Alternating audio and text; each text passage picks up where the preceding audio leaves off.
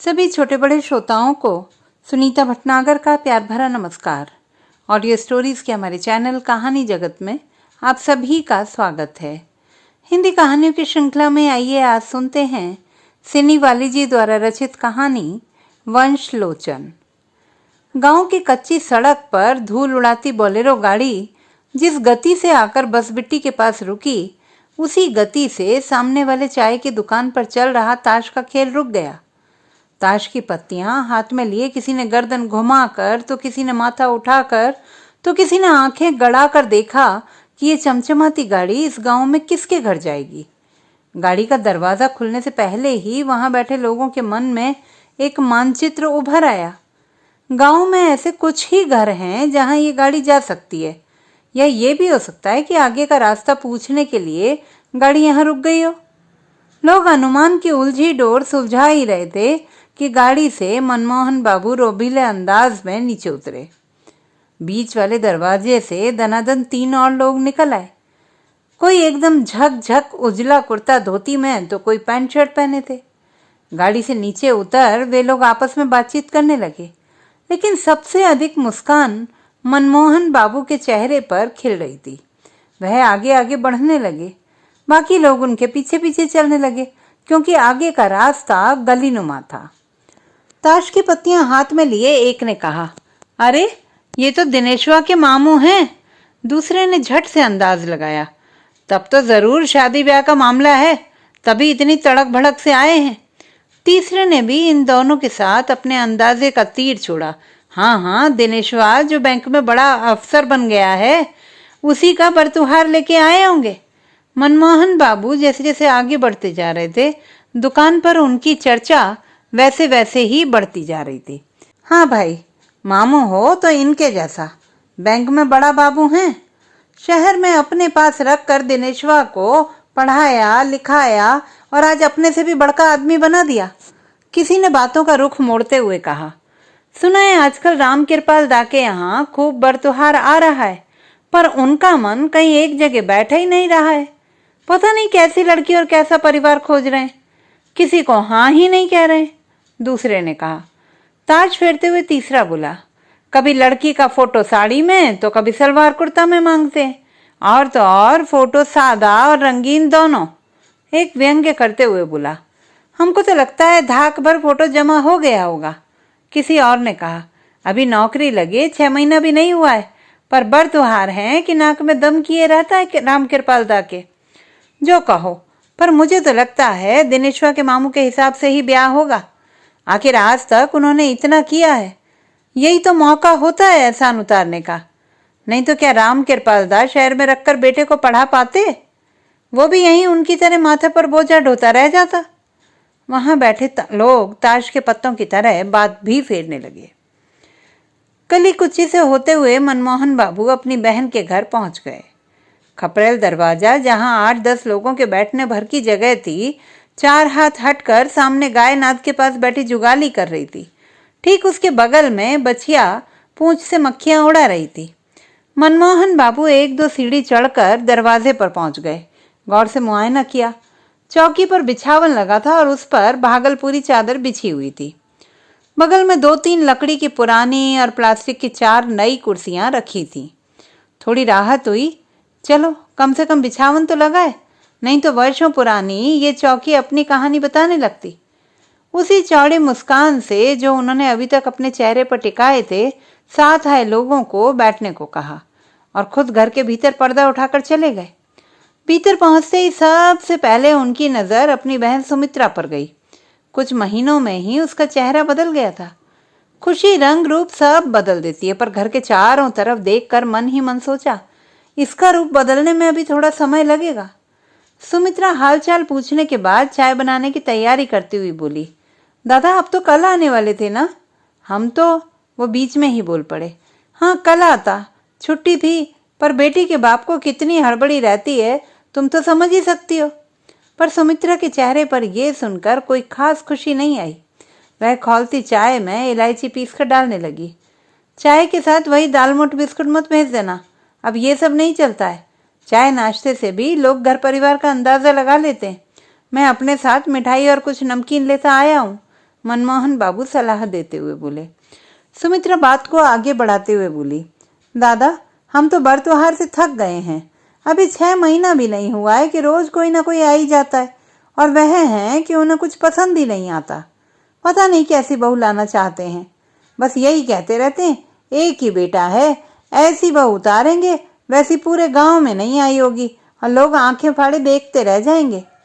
मनमोहन बाबू को 100% लगा कि तब तो वह उसी लड़की का रिश्ता लाए हैं जिसे राम कृपाल बाबू अब तक ढूंढ रहे थे। लिफाफे से फोटो निकाल कर देते हुए बोले, लो पहले तो तुम ये फोटो देख लो, पसंद कर लो, फिर सबको दिखाना। लड़की क्या है बस समझो लक्ष्मी और सरस्वती दोनों का ही रूप है। इसके पिताजी मेरे ही साथ बैंक में हैं, बचपन से देखा है इसे। अभी एमए कर रही है, माँ नहीं है बेचारी की, पूरा घर यही संभालती है। सुमित्रा फोटो बड़े ध्यान से देखने लगी। मनमोहन बाबू बहन के चेहरे का भाव पढ़ने की कोशिश कर रहे थे, पर चेहरा था कि संशय का भाव लिए ही रहा। अब वह दान दहेज की चर्चा करने लगे। खाली हाथ तो आएगी नहीं, बाजार का भाव सबको पता है। प्राइवेट से सरकारी और सिपाही से लेकर आईएएस तक का रेट गाय चराने वाला भी बता सकता है। घर द्वार विहीन 4थी श्रेणी की सरकारी नौकरी 10 लाख दहेज से शुरू होती है। हमारा दिनेश तो पीओ है, पीओ। अपनी आवाज में थोड़ा सा अभिमान लाते हुए बोले, हमने तो उन्हें साफ साफ कह दिया लड़की अच्छी है इसलिए हम आपके साथ चल रहे हैं, पर पैसा कौड़ी के मामले में हम बीच में नहीं पड़ेंगे। जरा बातों पर जोर देते हुए बोले, 18-20 लाख तक तो दे ही देंगे। 18-20 लाख उनकी बातों का सबसे वजनदार बटखरा था, जिसे उन्होंने तय होने वाले रिश्ते की तराजू पर रख दिया और मन ही मन निश्चिंत होने लगे कि अब बात पक्की ही है। पर सुमित्रा भी इतने बरतुहारों को देखते देखते बात तौल तौल कर बोलना सीख गई थी। बोली, दादा मेरी हाँ या ना की क्या कीमत है?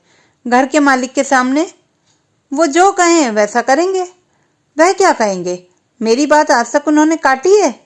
मनमोहन बाबू बड़े भरोसे के साथ बोल ही रहे थे कि उनके बहनोई राम कृपाल बाबू पधार गए।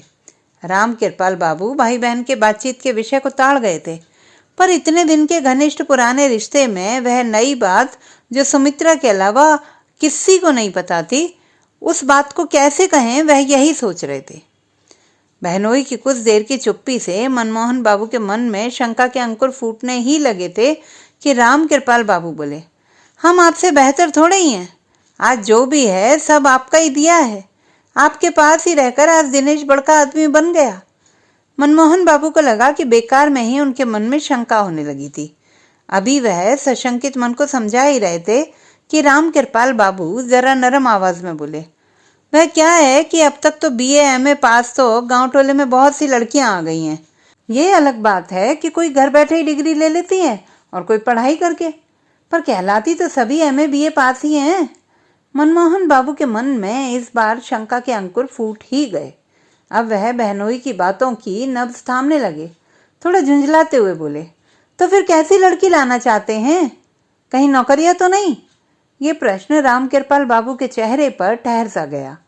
वह हाँ ना कुछ नहीं बोले, पर कहते हैं ना, मौनम सहमति लक्षणम, यहाँ वही हो गया। मनमोहन बाबू लड़की वालों के सामने अपना बखान कुछ इस तरह कर रहे थे कि लड़का उनकी बहन का ही नहीं उनका ही है, और ब्याह के करता धरता वही हैं। सो लड़की वाले भी इत्मीनान से थे, पर यहाँ तो बात ही उल्टी हो गई।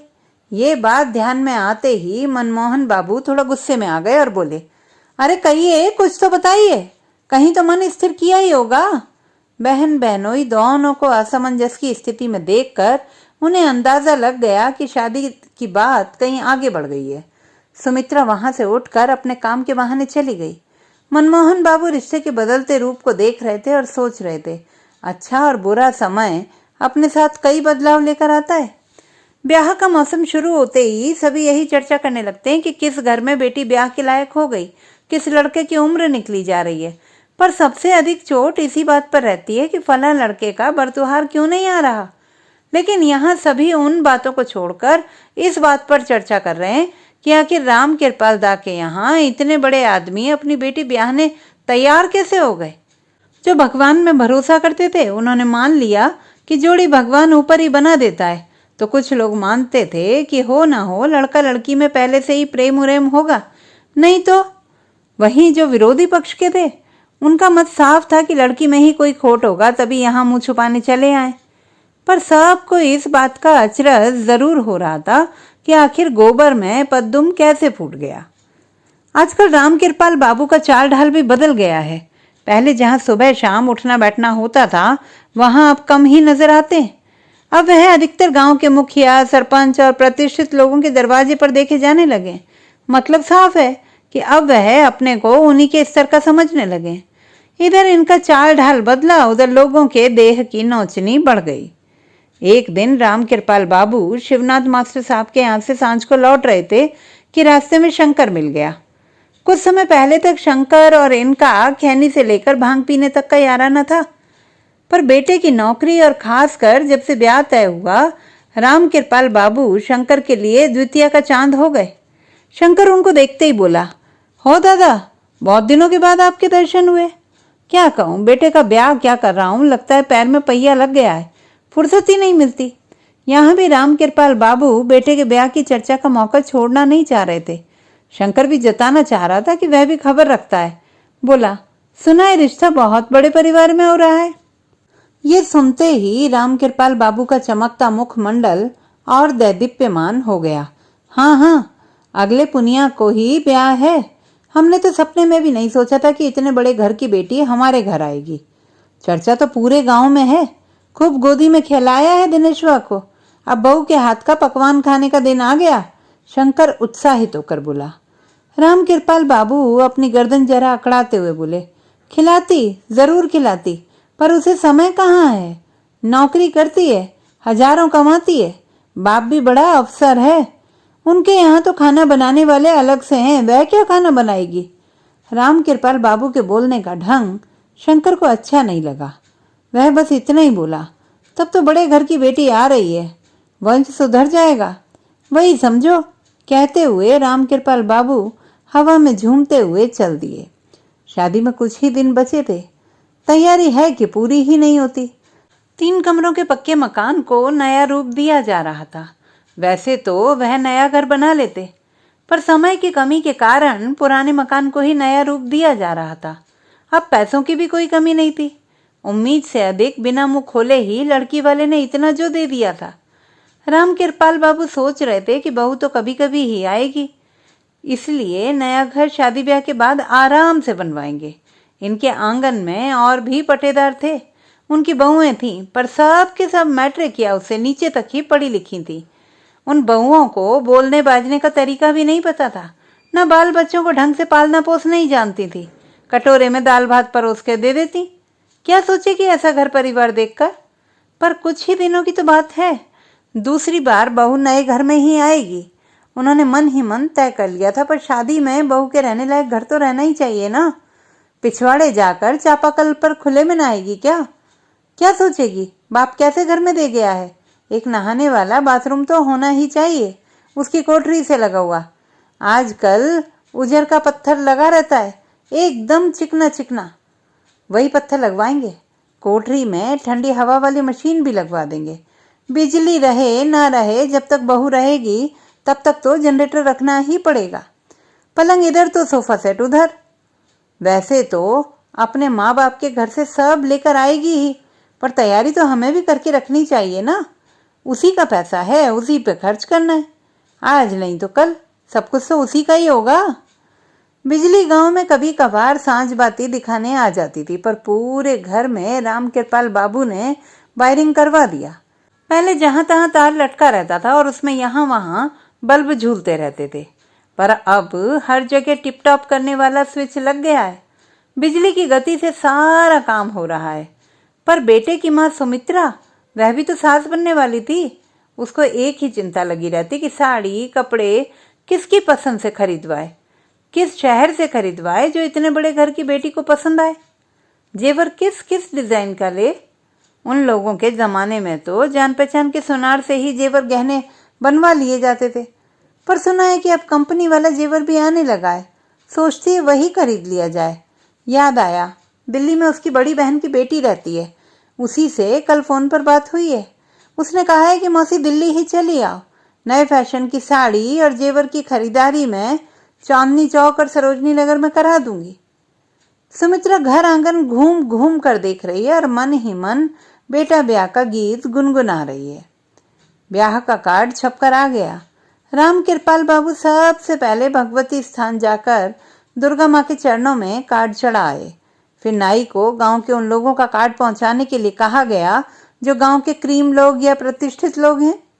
मन ही मन पति पत्नी ने तय कर लिया था कि उतने बड़े घर में बारात लेकर जाएंगे तो गांव के गिने चुने लोगों को ही ले जाएंगे, क्योंकि बारातियों के उठने बैठने, कपड़े लत्ते के ढंग से भी तो इनकी इज्जत लड़की वालों की तरफ बढ़ेगी। जूता चप्पल तक देखा जाता है कि कैसा पहन कर आए हैं। बाकी लोगों को तिलक वाले दिन भोज भात खिला देंगे और कह देंगे इतनी दूर इतने लोगों का ले जाना संभव नहीं हो पाएगा। बेटा अगर बैंक में अफसर नहीं बनता तो आज ये सुख नसीब नहीं होता कि इतने बड़े घर से रिश्ता जोड़कर हम गांव, समाज, नाते रिश्तेदारों के बीच छाती चौड़ी कर पाते। नहीं तो आज तक तो हम इनके बराबर भी नहीं थे। पर सुमित्रा की बातें भी बार बार उनके मन में घूमती रहती। शादी ब्याह तो बराबर वालों के साथ होता है, हो ना हो कोई बात जरूर है, नहीं तो वह हमारे घर क्यों आते अपनी बेटी देने। हम तो उनके आगे कहीं नहीं ठहरते। इनके मन में भी ये बात खटकती जरूर थी कि कहीं लड़की में कोई खोट तो नहीं या फिर कुछ, पर मन को यह कहकर समझा देते कि इतना बढ़िया मौका छोड़ना भी तो समझदारी नहीं है। गांव समाज में जो इज्जत मिल रही है वह तो है ही, इसके साथ एक और बड़ा लोभ छिपा था कि इसी बहाने वंश सुधर जाएगा। इतने बड़े घर की बेटी है, बाल बच्चों पर भी असर पड़ेगा और वंश सुधारने के लिए बहुत कुछ करना पड़ता है। हालांकि दिनेश इस शादी के लिए आसानी से तैयार तो नहीं हुआ, पर समझाने बुझाने और वंश के नाम पर वह तैयार हो गया था। राम कृपाल बाबू आखिर हैं तो बेटे के बाप ही। कभी कभी ये सोचकर भी चिंतित हो जाते हैं कि बहू बेटे पर शासन ना करने लगे, पति वाला सम्मान ही ना दे। बड़े घर की बेटी है और ऊपर से नौकरिया है। पर इस बेकार की चिंता कहकर तुरंत दिमाग से निकाल भी देते हैं, ये सोचकर कि जहां इतना सब कुछ मिल रहा था वहां एक आंख तो बंद करनी ही पड़ती है। परसों ही तिलक है, तैयारी में कोई कसर नहीं रहनी चाहिए। बाहर बेटे के पिता और घर के भीतर बेटे की माँ का पैर जमीन पर नहीं पड़ रहा। सुमित्रा आने वाले मेहमान का स्वागत कर रही है। कभी दिल्ली से लाए लाखों रुपए के कपड़े और जेवर सबको दिखा रही है, तो कभी होने वाली बहू के गुणों का बखान कर रही है।